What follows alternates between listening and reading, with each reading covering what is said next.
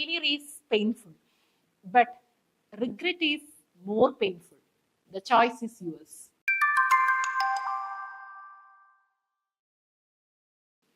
അതെ, പരാജയം എന്നുള്ളത് വളരെ വേദന ഉണ്ടാക്കുന്ന ഒരു കാര്യം തന്നെയാണ്. പക്ഷെ അതിനേക്കാട്ടിലും വേദന ഉണ്ടാക്കുന്ന ഒരു കാര്യമുണ്ട്. എന്താണെന്നറിയാമോ? റിഗ്രറ്റ്. എന്താണത്? പരീക്ഷകളുണ്ട് മുന്നിൽ, പഠിക്കാൻ നമുക്ക് ഒരുപാട് സമയം കിട്ടിയിട്ടുണ്ട്, ഒരുപാട് റിസോഴ്സസ് ഉണ്ട് അല്ലെ? ഓൺലൈനായിട്ടും ഓഫ്ലൈനായിട്ടും പുസ്തകങ്ങളായിട്ടും അല്ലാതെയും ഒക്കെ സോഫ്റ്റ് കോപ്പിയും ഹാർഡ് കോപ്പിയും ആയിട്ട് ഒരുപാട് മെറ്റീരിയൽസ് ഓവർലോഡഡ് ആണ്, നോളജ് ഓവർലോഡഡ് ആണ്, സോഴ്സസ് ഓവർലോഡഡ് ആണ്.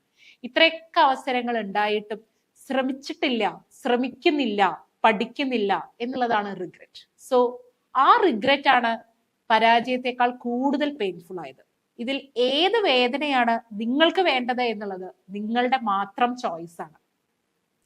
ശ്രമിച്ചുകൊണ്ട് പരാജയപ്പെടണോ, ഒന്നും ശ്രമിക്കാതെ ആ വേദന കൊണ്ട് ജീവിതകാലം മുഴുവൻ തള്ളി നീക്കണോ എന്നുള്ളത് ചിന്തിക്കേണ്ട സമയമാണിത്. പരീക്ഷയ്ക്ക് വളരെ കുറച്ച് ദിവസങ്ങളെ ഇനി കയ്യിലുള്ളൂ. ഇനിയുള്ള ദിവസം പഠിച്ചു കഴിഞ്ഞാൽ എന്നെ കൊണ്ട് നടക്കുമോ?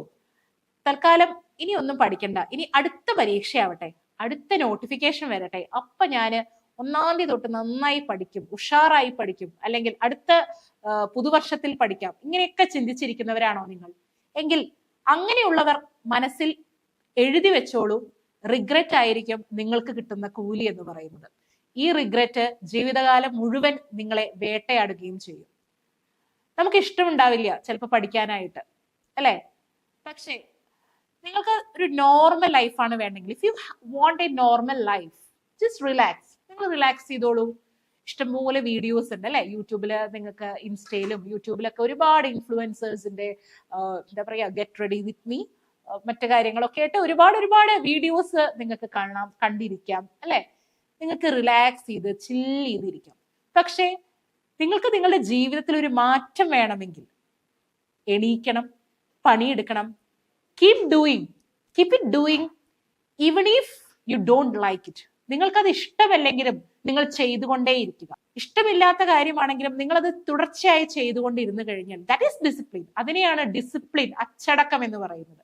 ഒരു സെൽഫ് ഡിസിപ്ലിൻ ഉണ്ടെങ്കിൽ മാത്രമേ നിങ്ങൾക്ക് ഏതൊരു എക്സാം മാത്രമല്ല കേട്ടോ, ജീവിതത്തിൽ എന്ത് കാര്യത്തിലാണെങ്കിലും വിജയിക്കാനായിട്ട് സാധിക്കുകയുള്ളൂ. അപ്പോൾ നിങ്ങളുടെ കയ്യിലാണ് ഈ ഒരു ബോൾ എന്ന് പറയുന്നത്. ഈ ബോള് എന്ത് ചെയ്യണം എന്ന് തീരുമാനിക്കുന്നതിന്റെ പൂർണ്ണമായ ഡിസ്ക്രിഷണറി പവറും നിങ്ങൾക്ക് തന്നെയാണ്.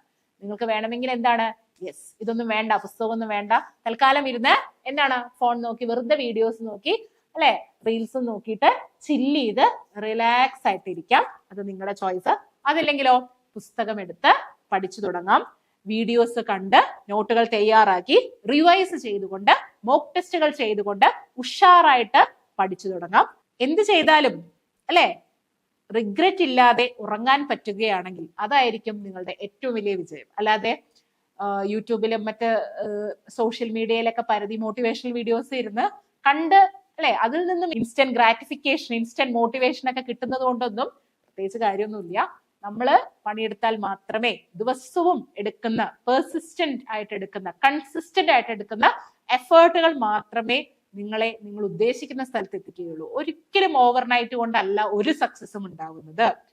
ഒരിക്കലും അങ്ങനെ സംഭവിക്കില്ല, അങ്ങനെ സംഭവിച്ചിട്ടുമില്ല. തീർച്ചയായും ഓരോ ദിവസവും നിങ്ങൾ ഇടുന്ന കുഞ്ഞു എഫേർട്ടുകളാണ് നാളെ നിങ്ങൾ ഉദ്ദേശിക്കുന്ന തലത്തിൽ നിങ്ങളെ കൊണ്ടുചെന്ന് എത്തിക്കുന്നത്. അപ്പൊ നിങ്ങൾക്ക് ഒരു എക്സാം ക്രാക്ക് ചെയ്യണമെന്നുണ്ടെങ്കിൽ, നിങ്ങൾ ഈ ഒരു പോസ്റ്റിൽ ഇരിക്കണമെന്ന് നിങ്ങൾ ആഗ്രഹിക്കുന്നുണ്ടെങ്കിൽ അതിനുള്ള പണിയെടുക്കാനുള്ള ഒരു ആർജവം കൂടി നിങ്ങൾ കാണിക്കേണ്ടതായിട്ടുണ്ട്. അതിന്റെ പെയിൻ അല്ലെ, ആ ഒരു ഹാർഡ് വർക്ക് ചെയ്യുമ്പോൾ നമുക്ക് പെയിൻ ഉണ്ടാവും. പക്ഷെ ആ പെയിനെ സഫർ ചെയ്ത് മുന്നോട്ട് കൺസിസ്റ്റന്റ് ആയിട്ട് പോയിട്ടുണ്ടെങ്കിൽ മാത്രമേ സുഹൃത്തുക്കളെ നിങ്ങൾ ഉദ്ദേശിക്കുന്ന ലക്ഷ്യത്തിലേക്ക് നിങ്ങൾക്ക് എത്തിച്ചേരാനായിട്ട് സാധിക്കുള്ളൂ. അല്ലാതെ വിജയത്തിന് കുറുക്കു വഴികളില്ല.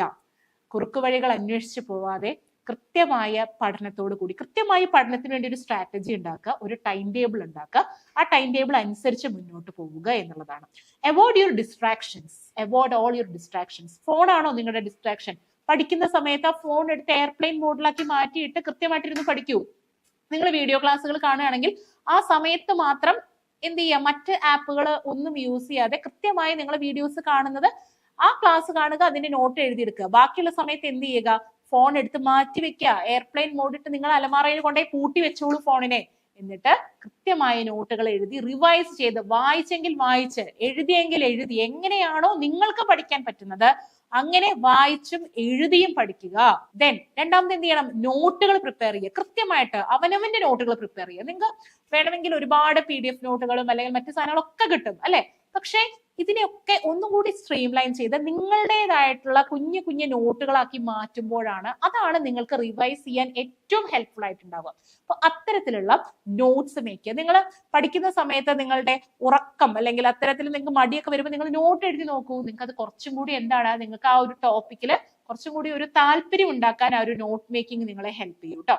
അപ്പോൾ പഠിക്കുന്നതിന്റെ ഒപ്പം തന്നെ പോയിന്റുകൾ, ഇമ്പോർട്ടന്റ് പോയിന്റുകൾ എഴുതി വെക്കുക, നോട്ട്സ് മേക്ക് ചെയ്തിട്ട് എഴുതി വെക്കുക. അതുപോലെ തന്നെ മൂന്നാമതായി ചെയ്യേണ്ട കാര്യം എന്ന് പറയുന്നത് ടെസ്റ്റ് യുവർ സെൽഫ്. നിങ്ങൾ എക്സാംസ് എഴുതി പ്രാക്ടീസ് ചെയ്യുക. നിങ്ങൾ പഠിക്കുന്ന കാര്യം ശരിയായ ദിശയിലാണോ നിങ്ങൾ പഠിക്കുന്നത്, നിങ്ങളുടെ പഠനത്തിൽ എവിടെയാണ് പ്രശ്നം സംഭവിക്കുന്നത്, ഇതെല്ലാം മനസ്സിലാക്കണമെങ്കിൽ you should test yourself. So avoid your distractions, make notes, revise it and do test yourself. Do as much as mock test. പറ്റുന്നത്രത്തോളം മോക്ക് ടെസ്റ്റുകൾ ചെയ്യുക, പറ്റുന്നത്രത്തോളം പ്രീവിയസ് ക്വസ്റ്റ്യൻ പേപ്പേഴ്സ് ആൻസർ ചെയ്യുക. അതിൽ നിന്നും നിങ്ങളുടെ തെറ്റുകൾ എന്താണെന്ന് മനസ്സിലാക്കി റിവൈസ് ചെയ്ത് മുന്നോട്ട് പോവുക. നിങ്ങൾ 10 ദിവസത്തിനുള്ളിൽ ഒരു പ്രാവശ്യമെങ്കിലും റിവൈസ് ചെയ്താൽ മാത്രമേ പിന്നെ ഒരു 3-4 ദിവസം ആ കാര്യം ഓർമ്മയുണ്ടാവുള്ളൂ. നിങ്ങളത് റിവൈസ് ചെയ്യാതിരിക്കും തോറും എന്താണ്, നിങ്ങളുടെ മെമ്മറിയിൽ നിന്നും അത് പതുക്കെ പതുക്കെ മാഞ്ഞു പോയിക്കൊണ്ടേയിരിക്കുന്നു. സോ ഞാൻ പിന്നെയും പറയുന്നു, ഒരുപാട് റിഗ്രറ്റ് ആയിട്ട് കടന്നുറങ്ങുകയാണോ വേണ്ടത്, അതോ ശ്രമിച്ചിട്ടും കിട്ടിയില്ല എന്ന് പറയുമ്പോൾ അതിലൊരു രസമുണ്ട് അല്ലെ. പക്ഷെ ശ്രമിക്കാതെ പരാജയപ്പെടാനാണോ നിങ്ങൾ തീരുമാനിച്ചിട്ടുള്ളത്? ശ്രമിക്കാതെ പരാജയപ്പെടാനാണ് നിങ്ങൾ തീരുമാനിച്ചിട്ടുള്ളെങ്കിൽ നിങ്ങളെ ആർക്കും രക്ഷിക്കാൻ പറ്റില്ല. പക്ഷേ നിങ്ങൾ ശ്രമിക്കാൻ തയ്യാറാണെങ്കിൽ തീർച്ചയായും ഞങ്ങൾ നിങ്ങളോട് കൂടെ തന്നെയുണ്ട് കേട്ടോ. എല്ലാ സപ്പോർട്ടോടു കൂടി CC ഇവിടെ തന്നെയുണ്ട്. തീർച്ചയായിട്ടും നന്നായിട്ട് പഠിക്കുക. ഇത് ഒരു ഡു ഓർ ഡൈ സിറ്റുവേഷൻ ആയിട്ട് എടുക്കുക. മാക്സിമം ടൈം ഇൻവെസ്റ്റ് ചെയ്യുക. ഒരു ദിവസത്തിൽ ഏറ്റവും കൂടുതൽ സമയം പ്രയോറിറ്റി എന്ന് പറയുന്നത് പഠനത്തിന് തന്നെ ആയിരിക്കണം. നിങ്ങൾക്ക് പല എക്സ്ക്യൂസസ് ഉണ്ടാവും, പക്ഷെ ഈ എക്സ്ക്യൂസസ് ഒക്കെ പലർക്കും പല രീതിയിലുള്ളതാണ്. ഇതിനൊക്കെ കടന്നു വന്നുകൊണ്ട് തന്നെയാണ് എല്ലാവരും ഓരോ പോസ്റ്റിൽ അവനവൻ ഇഷ്ടപ്പെടുന്ന മേഖലകളിൽ എത്തിച്ചേർന്നിട്ടുള്ളത്. അതുകൊണ്ട് അത് നത്തിങ് ഈസ് ഇമ്പോസിബിൾ. ഇത് എന്താ പറയാ, അൺഅച്ചീവബിൾ ആയിട്ടുള്ള കാര്യമേ അല്ല. നിങ്ങൾ തീരുമാനിക്കുകയാണ് നിങ്ങൾക്ക് ഈ ജോലി വേണമെന്നുണ്ടെങ്കിൽ നിങ്ങൾ അതിനെ എഴുന്നേൽക്കുക, പണിയെടുക്കുക, പ്രവർത്തിക്കുക. ഞങ്ങൾ നിങ്ങളോട് കൂടെയുണ്ട്. So thank you.